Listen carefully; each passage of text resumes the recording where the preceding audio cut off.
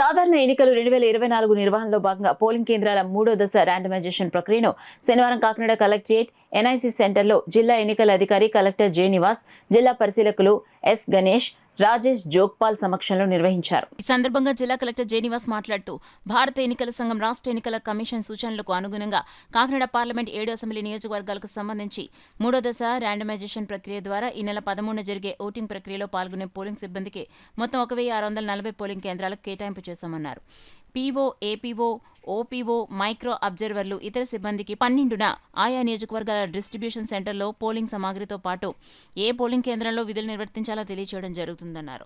Polling సిబ్బంది అంతా ఆదివారం నిర్ణయించిన సమయానికి ఆయా డిస్ట్రిబ్యూషన్ సెంటర్లకు చేరుకోవాలన్నారు. ఎవరైనా ఎన్నికల విధులకు గైర్హాజరైనట్లయితే వారిపై ఎన్నికల కమిషన్ నిబంధనల మేరకు తగు చర్యలు తీసుకోవడం జరుగుతుందని జిల్లా కలెక్టర్, జిల్లా ఎన్నికల అధికారి జె నివాస్ స్పష్టం చేశారు.